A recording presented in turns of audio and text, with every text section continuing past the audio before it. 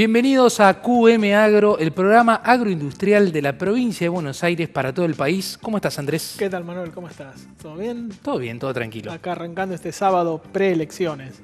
Muy bien, esperando a ver qué sucede y bueno, un poco para avanzar en ese tema tenemos que hablar de lo que se perfila en cuanto al ministro de Asuntos Agrarios, Andrés. Exactamente, no sé si te acordás que hace un par de programas estuvo un economista vinculado al PRO que nos estuvo diciendo, bueno, cuáles van a ser los lineamientos políticos de Vidal. Pero no se daba el nombre todavía, no estaba, digamos, perfilándose nadie para Asuntos Agrarios. Y justamente, bueno, tenemos una nota con Leonardo Sarquis, de la consultora Confiagro, y bueno, y una extensa carrera en el sector privado, que probablemente sería el nuevo ministro de Asuntos Agrarios de la provincia de Buenos Aires. Igual hay que ver qué es lo que pasa mañana, pero tiene bastantes fichas puestas para ocupar ese cargo, Manuel. Y en lo que tiene que ver con los tractores y la producción nacional, han aumentado las ventas de tractores nacionales en nuestro país en comparación a lo internacional, Andrés. Claro, exactamente. Este es un año complicado. 2015 es un año que cierra muy complicado para el sector de maquinaria agrícola. Pero de acuerdo a estadísticas oficiales, está creciendo el porcentaje de tractores nacionales en el país. O sea, las ventas se mantienen más o menos igual con respecto al año pasado, con alguna leve baja, pero lo que ha incrementado es el porcentaje de tractores nacionales. Ya lo vamos a ver con más detalle, Manuel, en el resumen de noticias. ¿Y qué pasa con Monsanto, que quiere cobrar algunas regalías que no sabemos si les corresponden o no le corresponden? Andrés, vos nos vas a aclarar esto, ¿no? Sí, más que yo lo va a aclarar Raúl Dente, que es el presidente del Centro de Acopiadores de la Bolsa de la Ciudad, de la Bolsa de Buenos Aires, de la Bolsa porteña. Él nos va a explicar cuáles son los alcances de esta polémica cláusula Monsanto, como se la conoce, que básicamente consiste en que Monsanto quiere cobrar las regalías de su soja intacta Pro 2, la nueva soja, la RR2, como se la conoce, la quiere cobrar, como no se puede pagar en el momento de la venta, la quieren cobrar cuando ya está la soja en el barco. Hay bastante polémica con este tema y Raúl Dente nos va a explicar y nos va a aclarar cuáles son los principales puntos. Vamos a ver quién está en el barco en ese momento y también vamos a tener en nuestro programa la ficha técnica con una sembradora que después le vamos a contar de qué se trata, ¿te parece? Amarilla y cordobesa, todo lo que vamos a decir. Nada más. Bueno, tenemos la primera nota del programa. Muy bien. ¿Con ¿Sí? quién vamos? ¿De qué se trata, Andrés? Contanos. Es la nota justamente con Leonardo Sarquis. Es una nota que hizo nuestra compañera Mariana Segulín y nos va a explicar cuál es, o sea, se está diciendo que va a ser el ministro de Asuntos Agrarios. Él como que juega con que sí, que no, pero yo creo que sí, que a partir del 10 de diciembre va a ser ministro de Asuntos Agrarios. Y nos va a explicar cuáles serían los pilares, digamos, los 3 o 4 puntos principales de su gestión.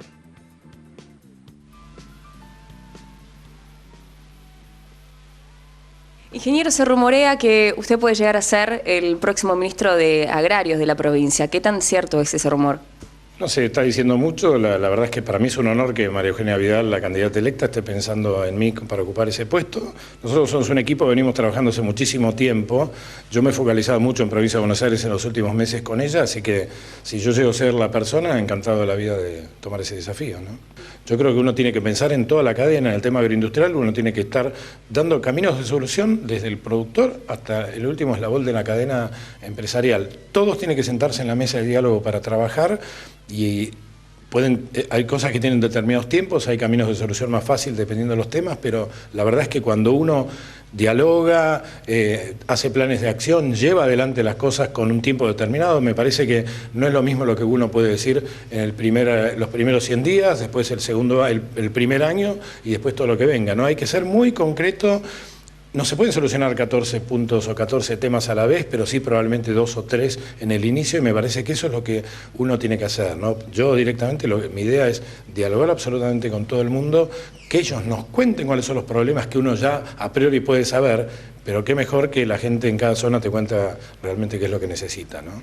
Bueno, y sí, a prima facie, digamos, ¿cuáles serían esos top 3 de los problemas que hay que solucionar cuanto antes? Lo que pasa es que la provincia de Buenos Aires son 135 municipios, ¿no? La provincia es un país dentro de un país y si querés todos los municipios que tienen que ver con la agroindustria, que serán 90 básicamente, o todos tienen que ver más o menos con negocios que toquen en la agroindustria, me parece que lo que hay que hacer es, a ver, tenés temas de infraestructura complicados, obviamente uno habla del Plan Maestro de la Cuenca del Salado, que tiene 5 etapas, de las cuales apenas hay 2 a medio terminar y faltan 3 que ya están licitadas y no se llevaron a cabo. Está el tema de la cuenca del río Luján, tenés el tema de los humedales. Eso es la parte, solamente lo que es parte hídrica, si queremos de solución.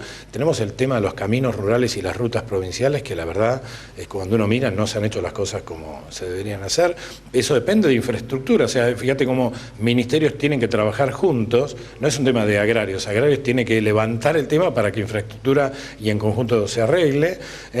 Después tenés el tema de, por ejemplo, el aumento de... La provincia de Buenos Aires tiene forzosamente, rápidamente que aumentar el tema de la cantidad de cereales sembrados respecto a oleaginosas.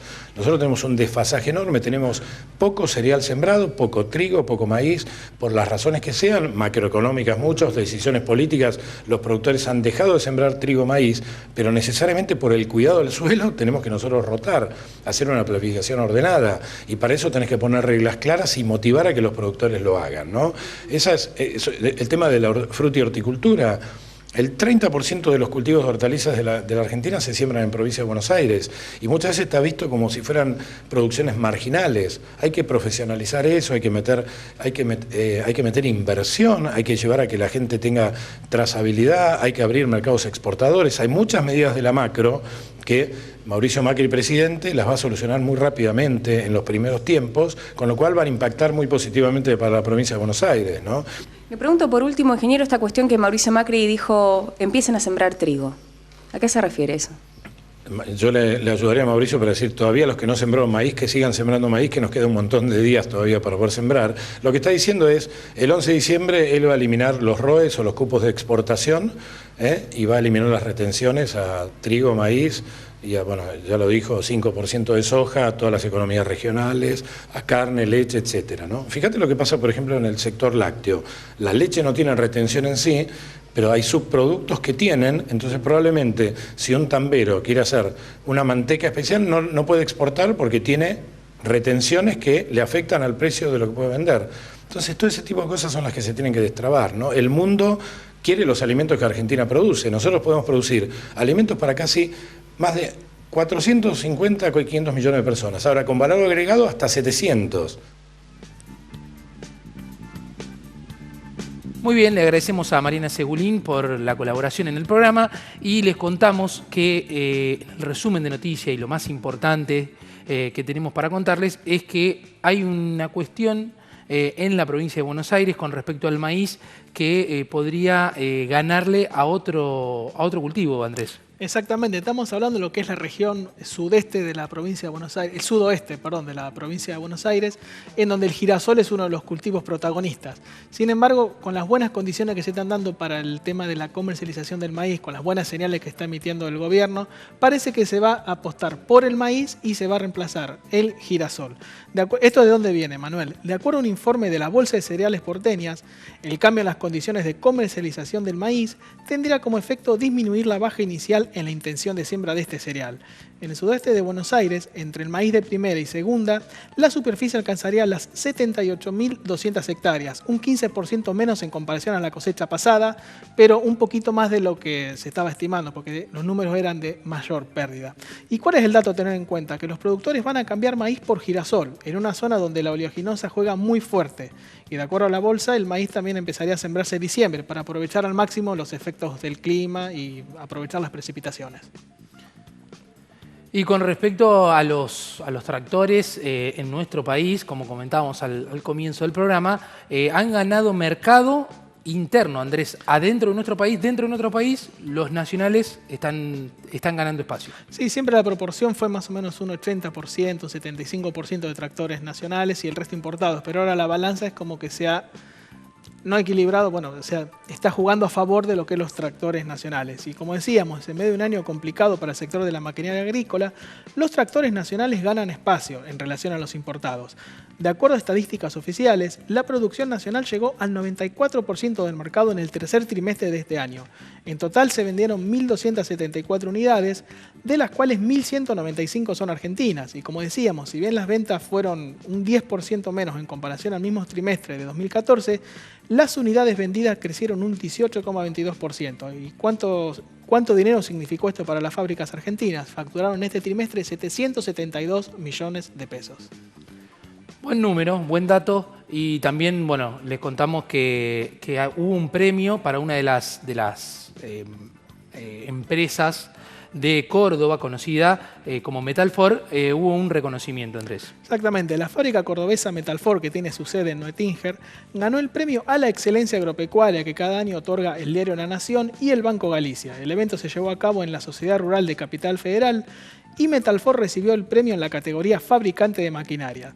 El premio lo recibió Luis Adomo, el presidente de la firma, y el jurado del premio estuvo conformado por Gustavo Oliverio, de la Fundación Producir Conservando, Fernando Vilela, de la Facultad de Agronomía de Buenos Aires, el consultor Rodrigo Bunge, Marcelo Magritte, de Banco Galicia, y Félix San Martino, representando al diario La Nación.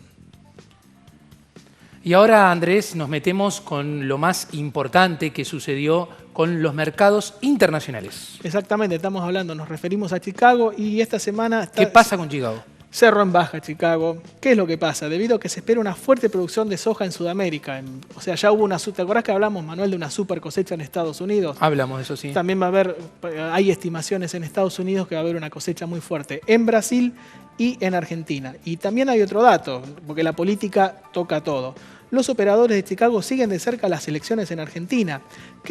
¿Por qué siguen de cerca? Porque esto podría desatar un ingreso masivo de soja al mercado. Tengamos en cuenta que los productores por ahí están reteniendo el grano en el campo, en los silobolsas, a la espera de señales de una baja de retención, de cambio de políticas. Entonces, si se libera esta soja, esto va a tener... Argentina es el tercer productor mundial de soja. Entonces, si entra soja argentina, esto va a tener un impacto en el precio negativo. Y el maíz, por su lado, operó en terreno positivo, al igual que el trigo, que registra leves subas por las malas condiciones de los cultivos en la región del Mar Negro. Muy bien, y continuamos hablando un poco de lo que sucede con Monsanto, y Raúl Dente nos va a contar desde qué lugar lo que sucede con Monsanto, Andrés. Lo va a contar, como un representante de la cadena al valor. Raúl es el presidente del Centro de Acopiadores de la Bolsa de Buenos Aires y él nos va a explicar un poco el malestar que hay en el sector y cuáles son los alcances de esta cláusula de Monsanto que quiere cobrar las regalías por la soja intacta 2 Pro. La cláusula de biotecnología, Monsanto hizo un arreglo, un acuerdo con todos los exportadores de granos e industriales que son los compradores finales de la soja. Recordemos la cadena, productor le vende una copiadora cooperativa o lo utiliza en la cadena como copiadores consignatarios y ellos le venden a un industrial o a un exportador. La compra final la hacen los exportadores. Monsanto les incorpora una cláusula que se denomina biotecnología, por los cuales le dice, vos vas a analizar toda la soja que llegue. Si hay alguna soja que hubiese contenido la tecnología intacta, vos y la persona no hubiese estado autorizado para utilizarla, etcétera, vos tenés que retener al vendedor X dólares por tonelada, 12, 15 dólares, exactamente, X dólares por tonelada. De manera tal que esa cláusula, ¿qué significaba? Incorporar en la comercialización de granos un mecanismo de retención obligatorio a favor de un privado de una supuesta deuda que hubiese tenido un productor con Monsanto. Entonces, frente a esta situación, la Federación de Acopiadores fue muy terminante en ese sentido. Nosotros nos oponemos decididamente a que se utilice la cadena de comercialización, exportadores, acopiadores, cooperativas, como mecanismo de cobranza de una supuesta creencia que puede tener Monsanto como un productor. Monsanto es una de las empresas más importantes del mundo, tiene que tener los mecanismos que entienda necesarios y aceptados como para determinar quién le debe y como para cobrarle quién le debe. Entonces ese fue nuestro agravio, por eso nos opusimos a esa famosa cláusula de biotecnología. El estado actual, que significa la bolsa de cereales, que en cierta medida es el organismo rector en la comercialización de granos, ahí están productores, todos los comerciantes, acopiadores, cooperativas, industriales, exportadores, corredores, todo el mundo está en la bolsa, dijo, acá estamos frente a un problema, puede ser que choquen los trenes, entonces tratemos de evitar este asunto, y entonces decidió ponerse al frente de este tema y ver si encuentra alguna solución que pudiera llegar a estar consensuada con todos los sectores. Y en eso es lo que estamos ahora, la Bolsa de Cereales de Buenos Aires decididamente tratando de encontrar algún mecanismo que permita solucionar el tema a todo el mundo, ¿no? Creemos que a lo mejor una posición intermedia podría ser informar algo, no cobrar, no pagar, en fin. Pero hay muchos temas muy chiquitos a determinar, y además es fundamental, por otro lado, que los productores den la conformidad del caso, porque recordemos que desde el punto de vista de la ley de semillas, los productores tienen lo que se denomina por ley el uso propio, gratuito y restricto. No de la tecnología, porque en ese momento no había tecnología, pero sí del germoplasma. Nosotros creemos que las nuevas autoridades van a tener que tomar cartas en el asunto, porque es un tema que hay que solucionarla, no solamente desde el punto de vista de Monsanto, que incorpora biotecnología, que además ahora Monsanto fue por la ley de patentes y no por la ley de semillas. Como la ley de semillas asegura el uso propio, restricto y gratuito, entonces patentó algunos procedimientos que está en discusión, ¿no? El procedimiento, ¿a qué abarca? Es un procedimiento para determinar un gen que se aplica en la semilla, qué es lo que puede limitar el uso o distribución. Esto no tiene sentido entrar, pero hay, digamos, distintos matices como para establecer hasta cuál es el alcance del derecho de Monsanto. Hay algunas zonas donde todavía no se incorpora porque no se advierten las ventajas como para justificar a lo mejor una diferencia por el pago de regalías o de precios.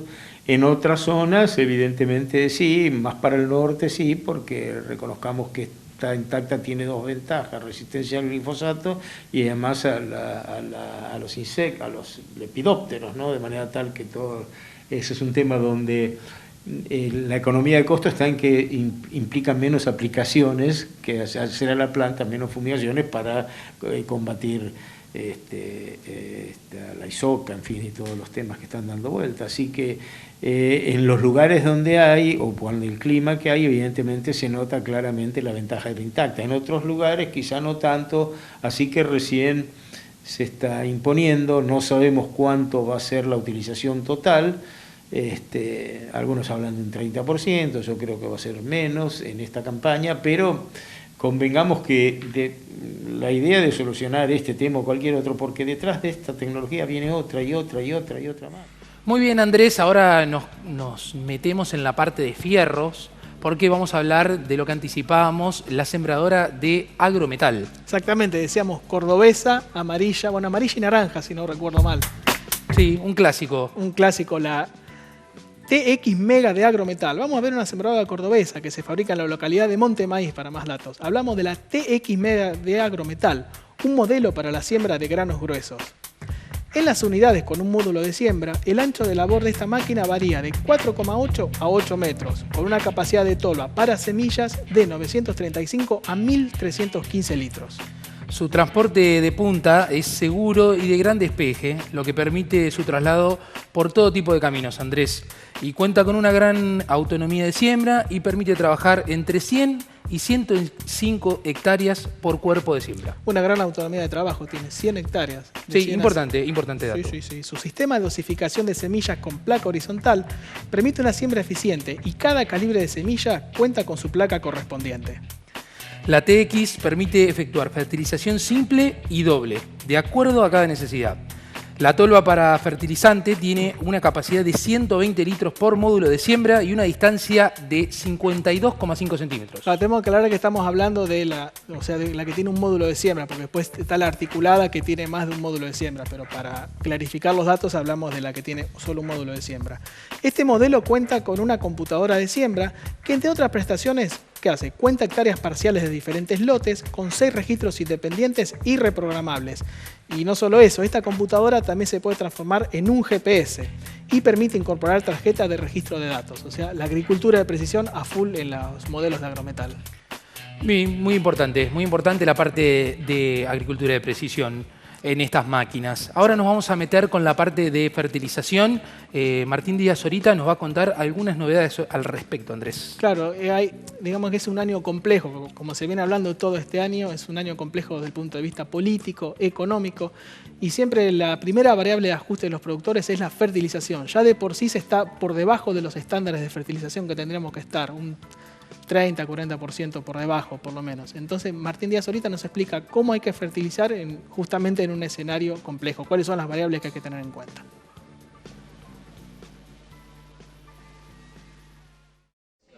Bien, es un escenario muy conflictivo y complejo de destrabar e interpretar como un todo. Lo que estamos viendo es desde el punto de vista agronómico, que es lo que hace a mi área, en el área técnica, que es un año que tiene condiciones climáticas extraordinarias. Si bien en la región núcleo pampeana, gran parte de la provincia de Buenos Aires, hoy los excesos hídricos son la nota y son la amenaza, a diferencia de otros escenarios hídricos parecidos de décadas atrás. Tenemos mucha más información para anticiparnos y hay mucha más información para evitar invertir o intentar hacer cultivos en sectores donde ya sabemos que va a haber un altísimo riesgo productivo. La condición agronómica es más que favorable, teniendo en cuenta una perspectiva húmeda, teniendo en cuenta la disponibilidad de tecnologías que apuntan a la mejora productiva constante. La complejidad hoy es transmitir el mensaje que la decisión de producción tiene dos escalones, un escalón estratégico empresarial, donde nosotros los agrónomos podemos orientar, acompañar a un productor, pero de ninguna manera inferir ni intervenir en sus decisiones. Sabemos que de los costos de producción que preocupan a la hora de calcular la rentabilidad, los costos variables asociados al uso de tecnología son los que menos impacto tienen en la generación de costo, pero que sí son los que mayor impacto tienen en la generación de resultados. En particular, en lo que hace a nutrientes, esas buenas prácticas de manejo pasan por, en el caso de los cereales, maíz, no descuidar el nitrógeno. El 30% del resultado de maíz en producción depende de la oferta de nitrógeno y por lo tanto, más allá de una relación favorable insumo-producto, sabemos que la no corrección hace desfavorable todo el cultivo. Y en lo que hace a soja, el nitrógeno está bien cubierto por el uso eficiente de inoculantes. Por lo tanto, la estrategia a recomendar es un muy buen manejo de la selección, manipuleo e inoculación de las semillas. No es un año para hacer improvisaciones, es para hacer las cosas bien. Y sabemos que el 60% del área sojera está limitada en la oferta de fósforo. La primera recomendación, hagan análisis de suelo. Si hace falta fertilizar, abunda la información que muestra resultados económicos de hacerlo. No son dosis excesivas, sino más bien dosis rentables y con los números de hoy son dosis a recomendar. La campaña anterior fue una campaña de buena preparación para esta, en lo que hace a la confusión y a la complejidad, porque en su gestación y planificación las relaciones insumo-producto eran muy favorables, las intenciones de incorporación de tecnologías lo acompañaban y en el medio de la definición de la compra de insumos y la puesta en marcha de la campaña hubo grandes cambios en lo que es los valores de la producción, Chicago para abajo en todo, los insumos ya definidos y las decisiones políticas, y lo que es política cuando uno habla de eso es principalmente todo lo que es el costo asociado a impositivo y operativos internos crecientes. Entonces es una buena campaña para leer qué es lo que nos pudo haber pasado el año pasado, con resultados muy complejos, pero desde el lado agronómico, con un escenario donde las buenas prácticas mostraron los mejores resultados y mostraron los techos en los cuales uno puede explorar. Son techos mejorables, sin duda, pero es un año para no dejar de ver que hay perspectivas favorables de producción agronómica. Económica, lo que aprendemos en todos los años, el año pasado ayudó mucho, hay herramientas de diagnóstico. El análisis de suelo tiene que ser más utilizado. Muy bien, estamos llegando al final de QM Agro. La verdad que hemos pasado un muy buen momento disfrutando de toda la información de agro de la provincia de Buenos Aires para todo el país.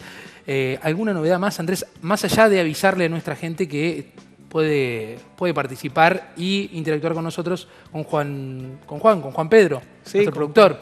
Que hizo la nota dente, nos olvidamos decir, la hizo Juan. Bien. Una muy linda nota también. Ahí con las redes sociales él nos está interactuando todo el tiempo con la gente. Vamos a recordar el Twitter, es QM-agro, así que ahí pueden llegar sus consultas, sus dudas. Notas también, ¿no? Se cuelgan las notas, suben los videos, así que pueden revivir un poco lo que ha pasado en el día sábado. Y bueno, los invitamos al próximo sábado a tenerlos aquí nuevamente por la pantalla de QM Noticias a las 9 de la mañana. Así que Andrés... Va a ser nuestro primer programa con otro gobierno. Sí, no sabemos sí. con qué gobierno, pero con algún gobierno nuevo. O sea, no, va a seguir el mismo gobierno, pero bueno, ya sabemos quién va a regir los destinos del país los próximos 4 años. Bueno, vamos a verlo la semana que viene. Nos vemos. Hasta luego.